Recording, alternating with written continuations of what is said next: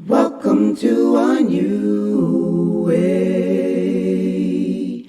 He has put you on a new journey. Hold close to him and follow what he says. Sent the final prophet Muhammad to mankind a mercy.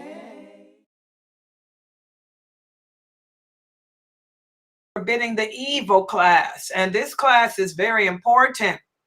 Why is it important? Because as Muslims, this is what our life is spent doing. Every day of our life, you're going to experience at least one instance in your day in which you're going to have to enjoin what's good or forbid what's evil.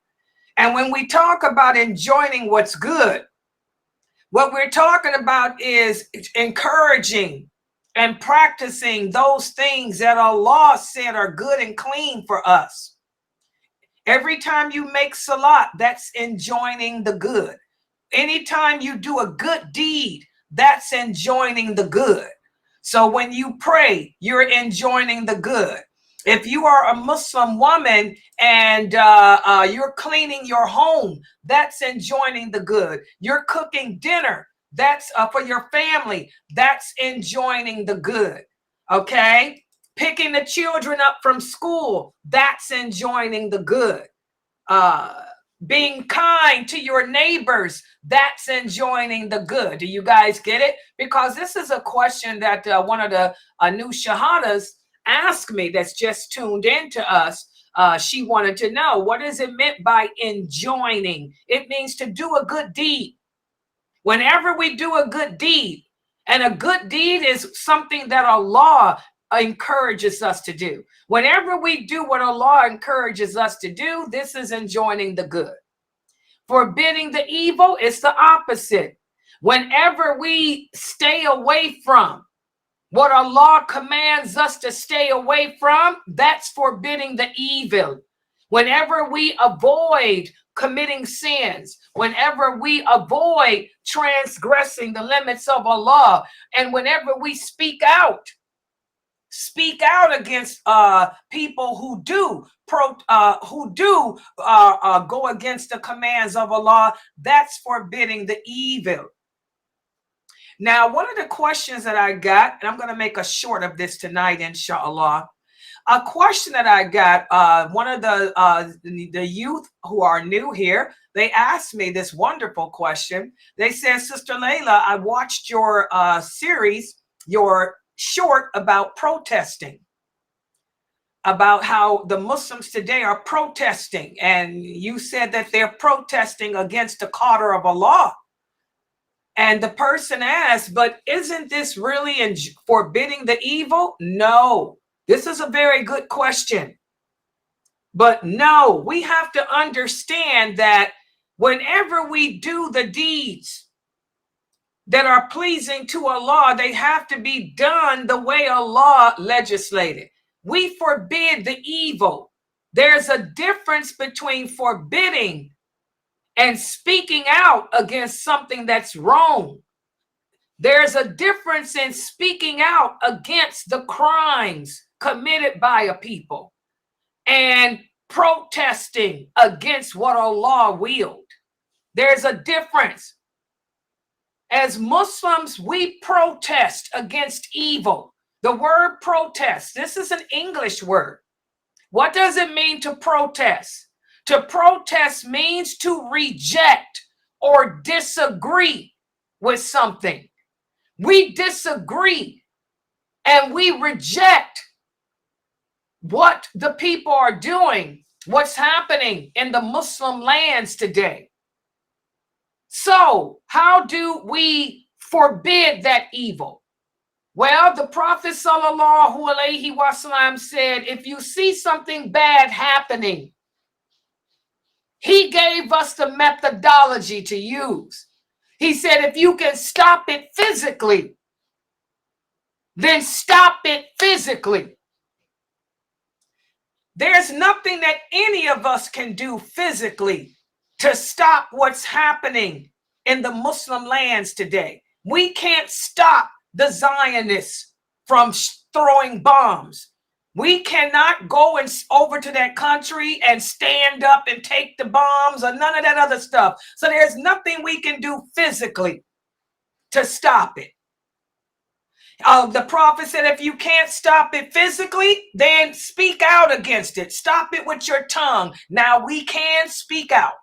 And all of us, all the dawah, all the Muslim dawah around the world, this is all you hear. We have been speaking out against what the Zionists are doing every day.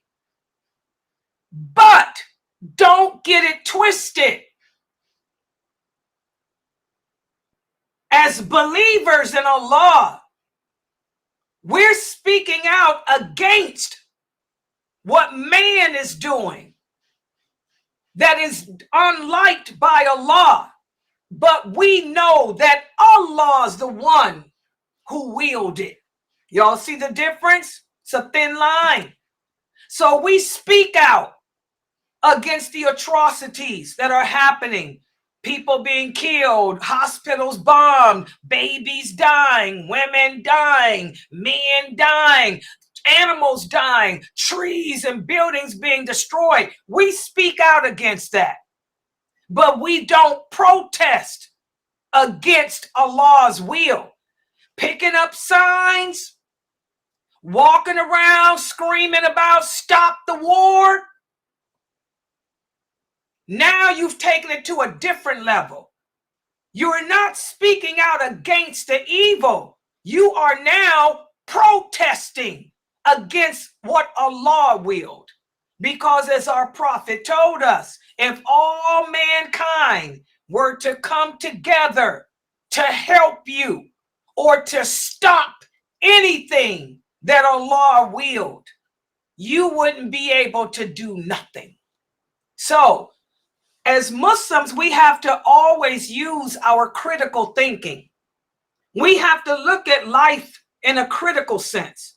We have to always, when we talk about enjoining good and forbidding evil, remember, everything that we do, we weigh it against the Quran and the Sunnah. When it comes to doing good deeds, when it comes to enjoining the good, we have to weigh it against the Quran and Sunnah. In other words, what does the Quran and what does the Sunnah say about protesting? Did the Prophet Muhammad protest against the wars? Did he allow the companions to do that? No. No. He let the non-Muslims protest. The non-Muslims protest because they don't believe in the qadr of Allah anyway. Plus, the non-Muslims listen to their own. But he talked to companions. In fact, we have the hadith where the prophet said, war comes from Allah. He's the one that sends it. And he tells us why. So you answer the call to war. Okay?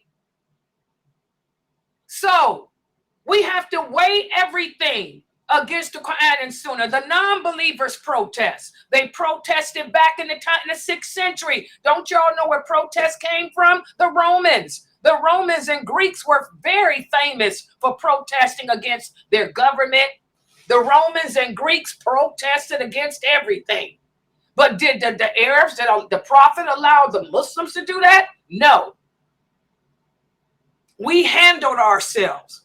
We accepted the qadr of Allah and corrected ourselves and dealt with the consequences. Okay? He allowed the non-believers to do that. So that's the difference. When it comes to enjoining good and forbidding evil, we have to follow the steps that Allah has set. I can't do nothing physically to stop the war. None of us can. That's in the hands of Allah. But I can speak out against it. And I can speak out against it without transgressing the limits of Allah. That's how we blow it. As Muslims, we transgress the limits. You can write letters. You can even give lectures like about what's going on. But as far as picking up signs and doing all this other stuff that the Kafirs do, this is not us. because you've turned it into the cotter, you've turned against the cotter of Allah now. Do you understand? Does everybody understand how I'm explaining this? I'm trying to keep this in plain, simple English terms. And we always make dua. As Umar, radiallahu anhu, told his army, we got one advantage when it comes to war that the non-Muslims don't have, and that's our supplication.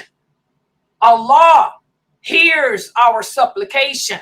So we call upon Allah and we ask Allah to stop this war. Y'all see the difference? The companions called upon Allah because they knew that Allah is the one who brought the war. Allah is the one in charge of that. So they didn't go and call upon kafirs. They called upon Allah to stop it. And they took the steps to change the condition of themselves. We're not doing that today. We're just picking up signs, protesting against the qadr of Allah. Half of the people that are protesting, most of them don't even pray. Most of the Muslims that are protesting are not even dressed properly. We're violating all of Allah's laws, you know, standing there holding them signs, walking up and down the streets. Okay? You think Allah is going to listen to you that way? No. Allah doesn't listen to you when you're committing sins. Subhanallah. So I hope that that's true. You know, that you guys understand. So, you know, that's the process. So as Muslims, every day of our life is spent enjoining what's good, and every day of our life is spent forbidding that which is evil. We're either going to speak out against it, we're going to try to change it with our hand, or we're going to make dua against the bad things that we see. And when it comes to speaking out, we talked about how there are certain characteristics that we all have to have. Number one, in order to speak out against what's evil, you have to have certainty of faith, and you have to have knowledge of this religion. You have to know what you're speaking out against. You got to know if you're transgressing the limits in what you say. Okay? I was looking at a video that somebody posted up on the internet. Do you know that we still have numbskull Muslims here in America who don't understand that it's haram for us to vote for non-Muslim leaders? We got in this situation because you voted for Obama, and the Muslims still have not learned their lessons. Obama is a Zionist. He began this. He sent those weapons over there during his term. You Muslims still refuse to obey Allah. Allah says in the Quran that a non-Muslim can never be leaders and rulers over us. The Prophet Muhammad says it in numerous hadiths. We can never have a non-Muslim as a ruler or a leader over us. But you stupid Muslims living in the West, y'all are still voting and putting these Zionists in office. As Allah says in the Quran, they will never accept you. The non-believers will never accept you. They will hate each other and come together and form a peace pact just to take you down. But you Muslims in the world still are not listening. And y'all want to know why this war ain't stopping?